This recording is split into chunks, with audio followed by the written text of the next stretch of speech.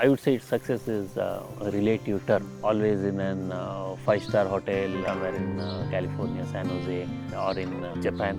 Basically, you are flying high and you are driving car actually, which you always wanted. This was the kind of success which I lived. Now I have everything in life. Is this what I wanted, or am I missing anything? That always haunted me. But this question of am I happy? That I didn't get a very comfortable answers.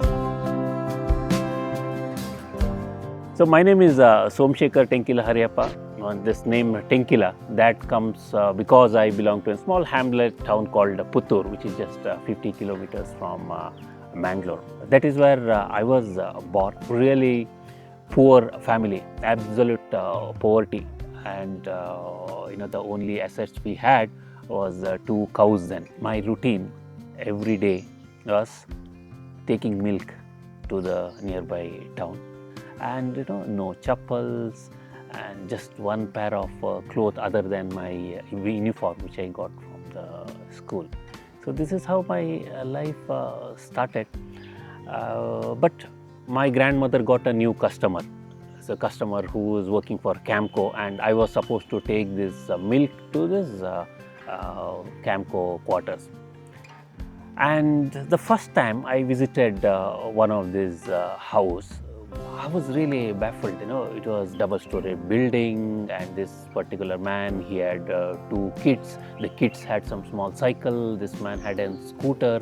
These were all amazing things to me because we don't even have a road, so cycle and scooters were never thought of. And that day I came back home and I told my dad, why is that? These people, they seem to be really, they're living life so comfortably. Everything is there in their house. The kids are just playing around. And that's when my dad told, that's because that man to whom you delivered the milk, he's an engineer. Now, this term I heard it for the first time, and I asked my dad what is an engineer, and he gave his own explanation, which I don't remember now. But then I just knew that, okay, engineer is someone who could probably live a happier life, and that's when the first thought of being an engineer came to my mind. In PUC, they introduced a scheme called CET, Common Entrance Test, wherein they said, okay, you can become an engineer. So since this engineer word was buzzing in my head all the time, and I wrote that exam and I got 1400 rank. So that was the phase wherein I got into my professional world. I got admission in BDT College of Engineering, Davangere. It was a government college. The fees for me was just 400 rupees annually. So it was not a burden for my dad at all. So next 4 years, I did my engineering. In 1992, I graduated, and I was a rank student then. But then it didn't matter because there were no jobs available. Maybe for civil or mechanical, they had some jobs, but computer science, electronics, there was no jobs available. I had to come to Bangalore because that's the only place it could give any job to an engineer. So I came to Bangalore. We used to watch around in Bangalore. The houses were all coming up. They had this lot of Syntex tanks right over the top, and we could see this water flowing out everywhere. Then I thought, okay, it's a great idea if from inside the house they can see the level of the water and they can automatically control the pump. That would save a lot of water, right? So I just came up with this a small circuit.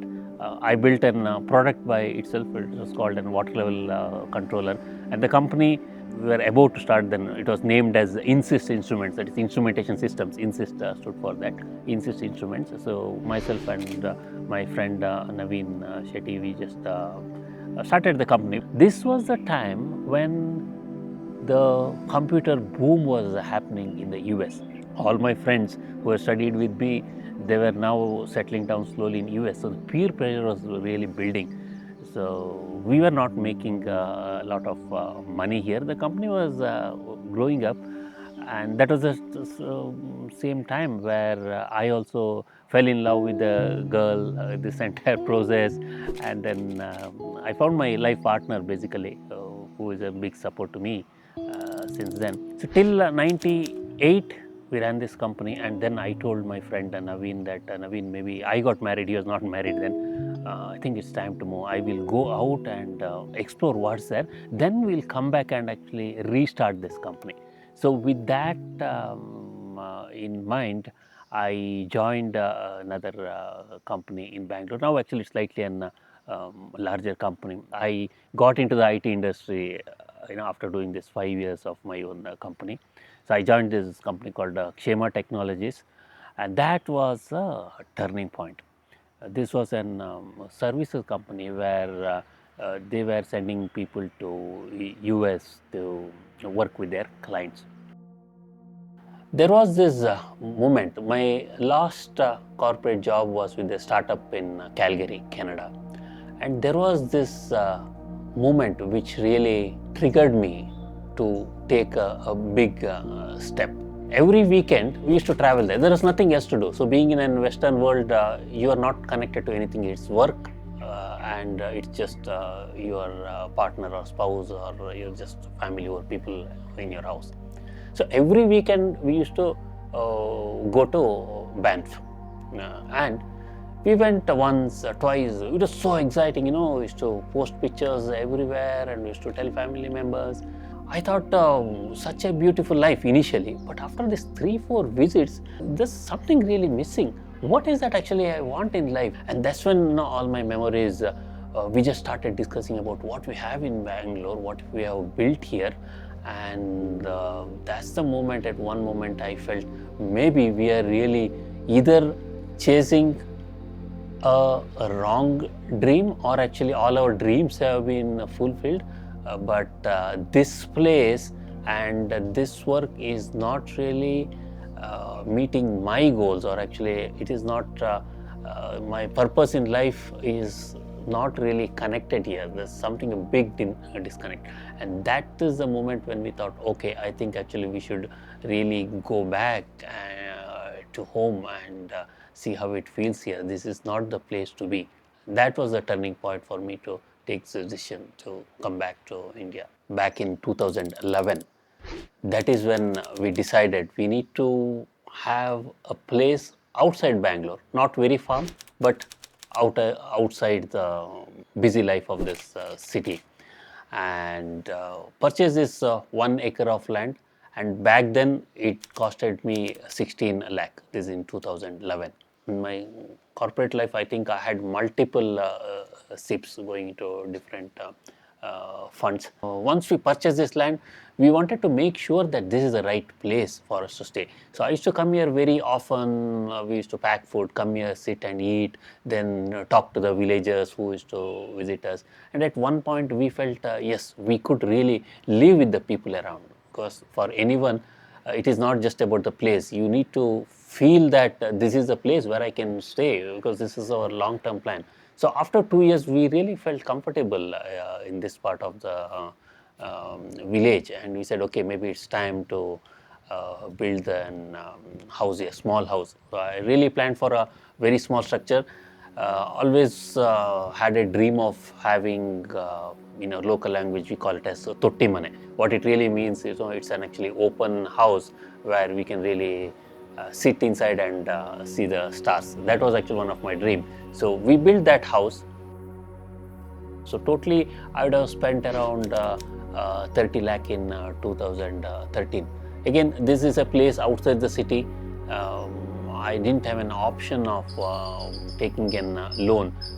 So whatever the ESOPs I had, the investment I had, so from that I just sold some of my stocks, and I was able to manage to put this 16 lakhs together, and I made this investment. So overall, if you really sum it up to this place, I think I'd have spent 30 plus 20 plus around 8. So around 70 lakhs of investment has gone into this place, the farm plus the house. Now, if I look into a typical day in my life, it is very much different than those days wherein early morning you get up and get and look into your calendar. It's usually packed with meetings. So based on The day of the week, I'll decide, okay, today should I go for a walk, run, or today should I attend the meeting. Then again at the night also, you don't know what time you'll go to the bed. Sometimes being this US clients, the calls used to go to 11 p.m. So it was totally chaotic, I would call. But today, I feel it's much more structured. So every morning, I have at least 1 hour my time for my exercises, my walking routines. See, in fact, I don't have to go to a park for walking here. I just get out to the farm here and looking into each of the trees, plucking those weeds there, cutting off some of the plants which is there in your pathways. That itself, it will take at least an hour in the morning. So breakfast was used to be in a hurry. So here whatever for breakfast, it is something healthy stuff actually which we have either grown here or I get it from the nearby my neighboring farmers. They offer something. That's something which is unique. By the way, I have to mention what happens in a village. The way we care for each other, that's actually it's something which you need to really experience being in a village.